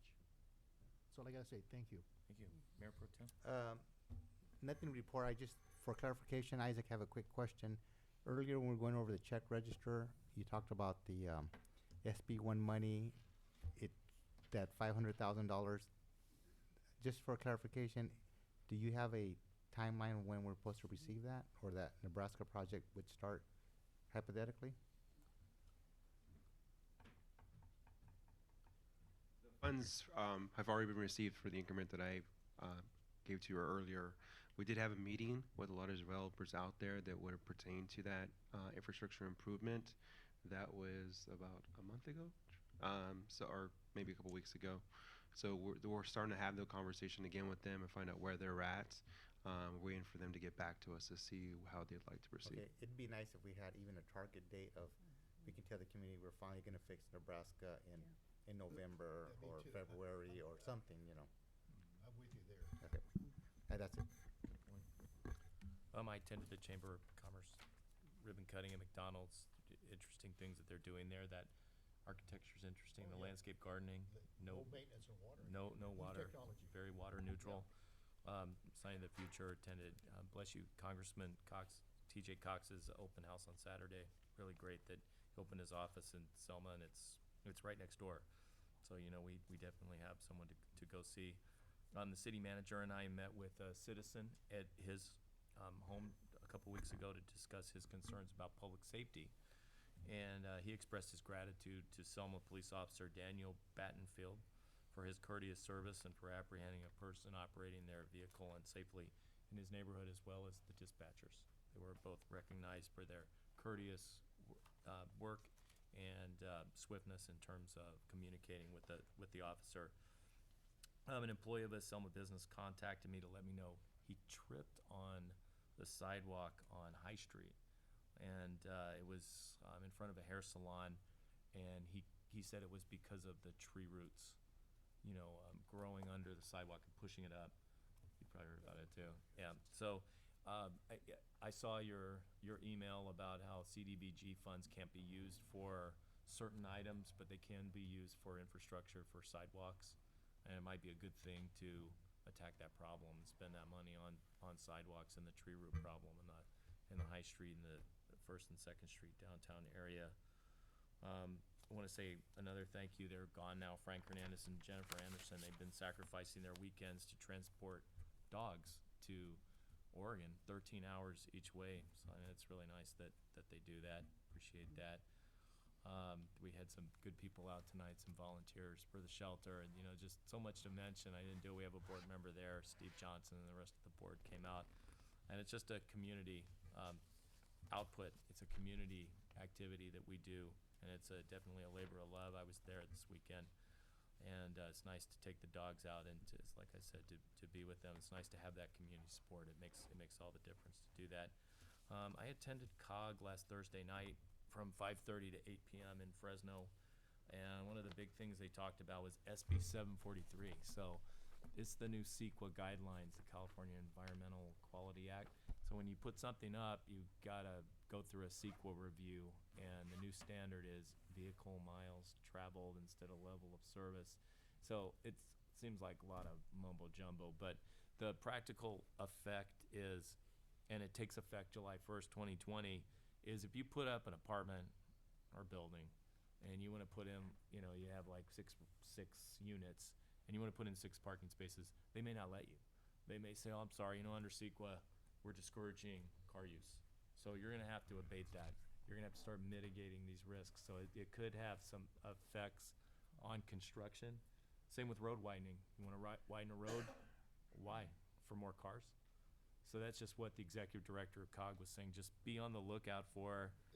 Is it air quality standards or the request? It's to encourage multimodal transportation use. So they're using, okay. I And see to what they're- busing and that kind of using thing, transportation- monorail. Public transportation. Yeah, more public transportation and less reliance on the auto, even though it seems a little contradictory since we're going electric, right? You know, it's not like we're gonna need any fewer autos if we go electric on the autos, so don't really know. But there's a lot to it. There's a lot more than what I just said. And Fresno COG is offering $273,000 in assistance to the. It's a fund of $273,000 for people to come to each city and help each city learn how to navigate through the CEQA guidelines. You know, like the planning department and the planners. I know we contract that out with QK, but that might be a resource to use in the future, just because, you know, it's kind of fluid right now and it's already getting some serious pushback. San Jose is already using the new rules, but I think they're like the only city in the state that's doing that. Okay, and then as I said the last meeting, I called Senator Hurtado regarding the issue that we talked about the last council meeting, and she told me, you know, as I expected, there was no going over the line by Townsend. They never did. They were offering a piece of sales material in January, and she did not feel that they went over the line in terms of encroaching on Chris.com's territory for getting or not getting the grants during the last funding cycle. And she did say, 1, I don't want to be caught in the middle of your political skirmishes, and 2, come see me in October this time for the funding. Don't wait until February. And it should be, you know, you and it should be 2 people who may not have ideas that jibe with each other all the time, so that both, you know, perspectives are covered. So I know would be available for that, and anybody else who would want to do that, you know, not breaking the Brown Act. But I think it's a word to the wise that we would get to her in October, November for our funding request for the city, to make sure everybody's on the same page with that. With that, we'll go to our last public input. Does anybody have anything they'd like to say before we adjourn for the evening? Angel? Hello, Mr. Mayor and council members. My name's Angel Arevalo, and just like to make a quick comment on the presentation from Mr. Chief Garner. I think it's good that we see some crime going down. That makes, I think, a lot of people happy. Fortunately, one of those thefts were in the car theft that happened about a week ago. So, and they stole my sister's license plate. So we think they put the license plate on that car that they stole, and they probably just took off. But nonetheless, it is good that we see some of that crime going down. So I think that makes a lot of us more at ease, so to speak. And as far as my absence, I haven't been here quite a while. I've been going to summer school. It's been taking a toll on me. I'm in psychology mode and biology mode, so now that is over. So now I can jump back into philosophy mode and city council mode, so to speak. And just like to say thank you to our public works department, Shane and his team. I think about about a month ago, you guys installed a neighborhood watch sign in our community, and I just think that the little things make a big difference. So I just want to say thanks, and to Mr. Mayor Robertson, Councilwoman Sarah Guerra, and former Mayor Jim Avalos for attending our neighborhood watch meeting. And as Plato once said, never discourage anyone who continuously makes growth, no matter how slow. So, you know, I think that's okay to disagree, but philosophically, when you disagree, I think that's a good thing, because I think, you know, you folks are reaching a high level of intellectual thought, and as long as you can disagree philosophically, I think that's good, because I think that eliminates some of the perhaps some of the Selma politics that goes down in our community. So just want to say thank you for your time and continue to see productive meetings here. He also said the unexamined life is not worth living. That was Thanks Socrates. thanks for examining That was the city Socrates. council. Thank you, Mr. Mayor. Thanks for your input. Thank you. Anybody else? So you're gonna have to come up with an Aristotle quote now. I will. I was talking to Bob. We'll cross the roads first. Bob Allen, Executive Director of the Selma Chamber, and I have no philosophical quotes tonight, I'm Chicken or the sorry. egg, Bob? However, I wanted to share with you some events that are happening in our community that really make us Selma, because they're communities that everybody, events that everybody from the community can come and join in.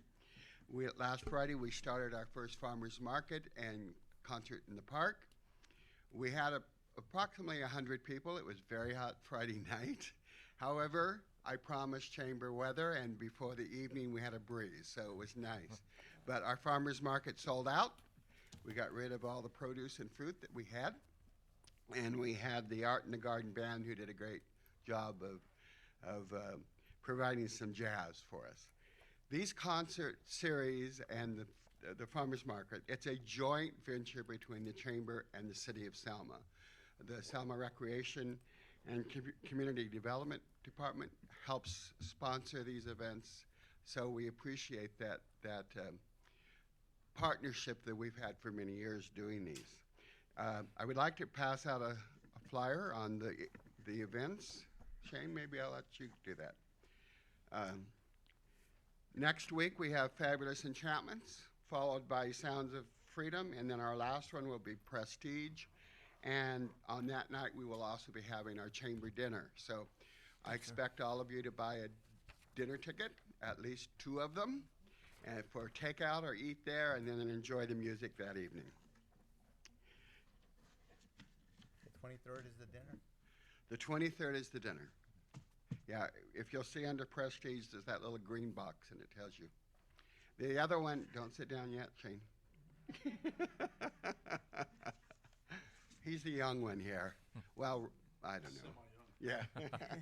We also are going to be having our August 21 mixer at Adventist Health, and it's on 1041 Rose Avenue, and that event is for all of our chamber members and anyone in the public who would like to come and join us. It's open to anyone. It will start at 5 o'clock, and we close down about 6, a little bit after 6, have raffle, a great time of fellowship, and partnering with one another to talk about business, and we give out some raffle prizes, and we hope everybody goes home. You may sit down, Shane, thank you. Go home happy with what they've received. I know that I always get my Christmas gifts for my wife at these raffles during the year, so it's kind of nice. So, but again, I'd like to invite all of you there. If you need any questions or have any questions about chamber activities, do feel free to call us and let us know and ask any question you may. Bob, I hope you win for your wife's sake. Actually, I cannot win because I never put my name in the raffle. Oh, man. Because I'm the executive director. It doesn't look good when the executive director wins. So, sorry. But we expect you to see at the concerts in the park and the mixer. Thank you. Okay, that is. I have one more comment. Oh, go ahead. I forgot to thank somebody. Can You you know, make this I forgot to thank Fijini for your daughter sponsoring concert in the park. Bob thanked him. Bob? Bob already thanked, he already thanked him earlier. Yeah. Okay. We do have a national night out tomorrow at Cueva de Oso, Tuesday, tomorrow, 5 p.m. to 7 p.m. So that will be tomorrow night, Cueva de Oso, the old Shockley Terrace. Yeah, Shock Terror, yeah. 5 to 7. 5 to 7. Okay. Can I Anything have one else? of those? I will be on my way to Reno, but maybe I can get to somebody.